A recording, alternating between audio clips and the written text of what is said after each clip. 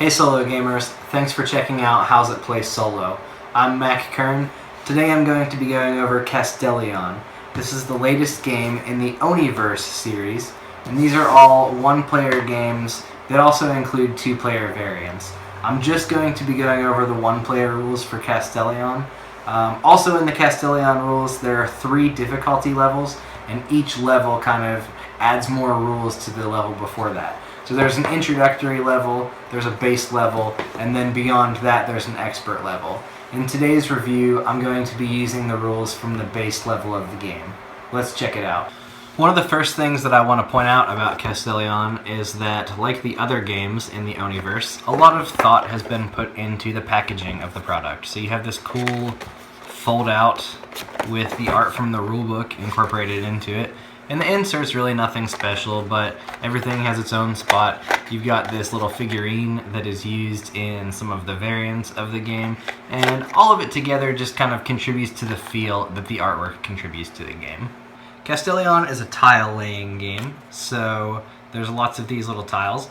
Just for the sake of reference, they are a pretty good bit smaller than like a standard Carcassonne tile, which is kind of nice because this game does not eat up a lot of space on the table. When you flip these tiles over, you will see one of 3 shapes. You've got circles, squares, and triangles, and in addition to those 3 shapes, you have tiles in 4 colors. So you've got 4 different factions represented by those colors, and each faction has a unique ability that we will go over as we start to look at the gameplay. In Castellion, you are placing tiles to build a castle, and within that castle, you have to build formations as prescribed by these 3 ordeals cards that you select at the beginning of the game. I'm always going to have a card numbered 1, 2, and 3, but there are a couple additional cards for the 2s and 3s to add kind of a variable setup as far as your goals for the game. Now, these shapes at the bottom are formations that I have to build, and there are 3 types of formations. They've got fancy thematic names, but basically you've got vertical, square, and horizontal formations. So what that looks like is a vertical formation is 4 tiles of the same faction stacked on top of each other, whereas horizontal would be 4 of those tiles side by side, and of course square is those 4 tiles arranged in a square. On a typical turn in Castellion, you are drawing a tile and either discarding that tile or placing it in your castle. You've got 2 types of tiles. You have a blue stack of safe tiles, and I'll go over those in a moment, and then you also have a stack of these pinkish purple regular tiles, and I like to keep those in a drawstring bag. This is not included in the game, but I recommend using one if you can. So it's your choice to draw from either your safe or your regular stack of tiles, and if you place a tile in your castle, there's a couple rules that you have to follow. For one, your castle can never be more than 6 tiles wide. It can also never be more than 6 tiles tall. Every tile you place has to be adjacent to a pre-existing tile. And with the exception of your bottom row in your castle, you can never place 2 tiles of the same shape adjacent to each other. So I would be allowed to place these 2 squares next to each other in my first row, but I couldn't place them on top of each other. When you draw a tile and decide to discard it rather than placing it, each faction has a unique ability that's activated when you discard that tile.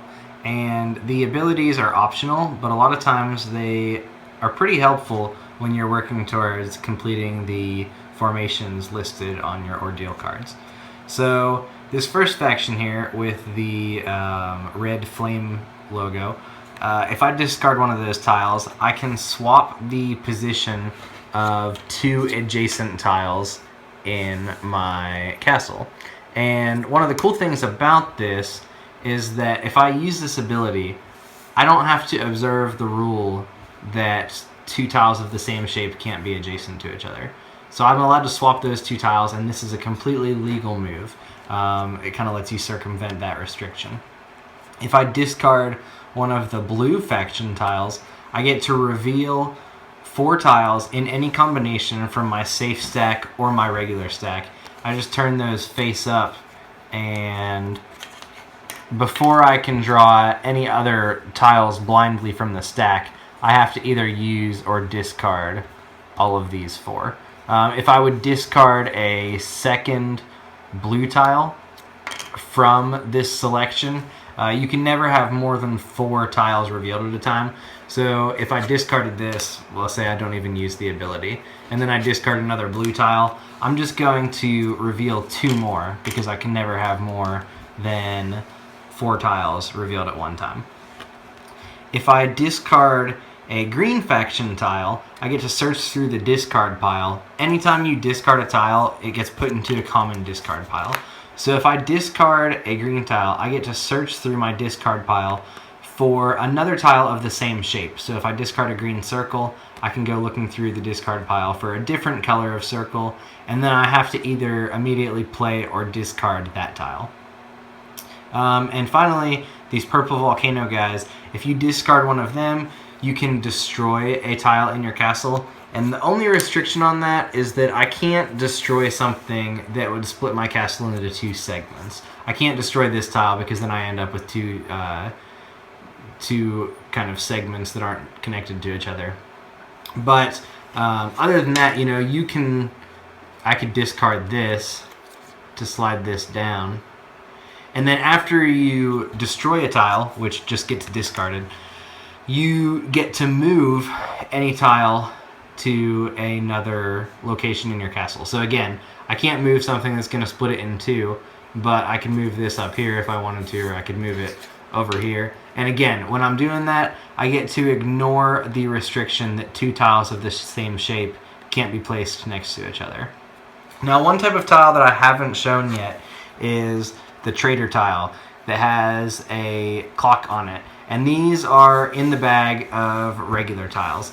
There are none of those in your stack of safe tiles. That's what makes it safe, is that there's no traitors in there. But your first ordeal card, you've got the 3 Traitor tile logo on it. So that means that I have to complete these 3 formations before I've accumulated 3 Traitor tiles. When I draw this tile from the bag, I either place it on this card, or I can actually discard this as well, but the penalty for doing that is that I have to destroy 4 tiles in my castle, following the typical destruction rules that, you know, I can't destroy something that's going to split my castle into 2 segments. So you can actually use this to your advantage if you've worked yourself into an unfortunate situation and you have some tiles placed in an area where you don't really want them. You can use this to your advantage, but destroying 4 tiles can set you back quite a bit. Once you have accumulated 3 of these Traitor tiles on this card, you have to have all of these 3 formations in place, or else you automatically lose. There's also black bordered Traitor tiles. These can't be discarded. Now, there's less of these than there are the normal Traitor tiles, but these are unavoidable. They have to immediately be placed on this card. One additional stipulation that I haven't covered yet is that if I have a formation, so I've got my horizontal formation lined up right here, if I place another tile of that faction adjacent to any of the tiles in that formation, it completely invalidates this formation. So if I've got this horizontal formation, but I have like 1 more tile of that faction touching one of those tiles, I don't get to count that formation for this ordeal card. So you have to really play cleverly. You're going to be discarding a lot of tiles when you complete a formation, and then you don't have anywhere good to place other tiles of that formation. And I can put it up here and be okay. But also, you have a lot of formations to cram into a 6x6 area.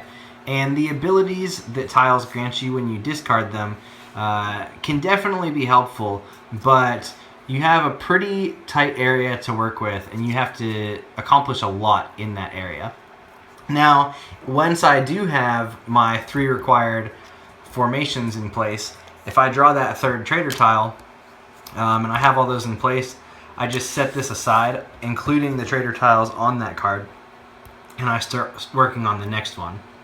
Now I've already got one horizontal formation in place. I've already got one square formation in place, but you can see it's kind of difficult to start working on a second horizontal formation because I've already, expanded my castle to 5 of the maximum 6 width. I'm already 4 high, so maybe I can put another square formation over here. Maybe I can start working on another horizontal formation up here, but I can't hope that I'm going to be using blue tiles for that horizontal formation, because if I butt up against here, then I'm going to invalidate that formation I have here. So there's a lot of thought that goes into planning how to build your castle, and then you really have to use those special abilities on the tiles to kind of mitigate the literal luck of the draw. Now, an interesting thing that you'll notice is that on this first ordeal card, I have to build a vertical formation. But on my second and third ordeal cards, I don't have to build any vertical formations. So maybe I draw a Traitor tile and I, destroy all 4 of these. That's completely legal because, that's not separating my castle into 2 separate points. That gives me a lot of room to work with. So there's just a lot of really cool things you can do. There's a lot of flexibility with the tiles that you draw. I think that this game has just the perfect amount of kind of brain-burning, puzzly elements to it, and it's just really a blast to play through. The other element that you're working against in a game of Castellion is that there's a finite number of tiles. So you can't just sit around and discard tiles until you draw the right one, because if you run out of tiles before you've completed all of the formations on your third ordeal card, you also lose the game. Another kind of interesting scarcity in the game is the safe tiles. You only have 12 of those. So when you've accumulated 2 Traitor tiles and you haven't finished all of your formations, it's really nice to rely on this stack of safe tiles when you're not going to pull a Traitor tile from that stack. But once you've used those 12, you're kind of at the mercy of the draw in the regular stack of tiles. Castellion packs a lot of game into a very small package, and it's just such a well-produced package at that.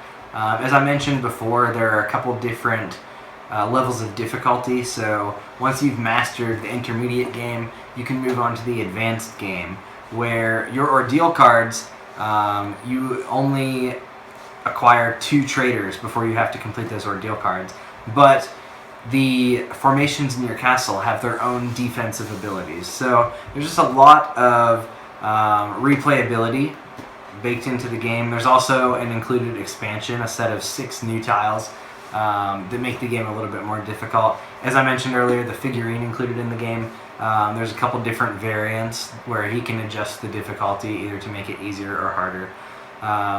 So I really appreciate all the thought put into how many times you can play this game before it gets stale.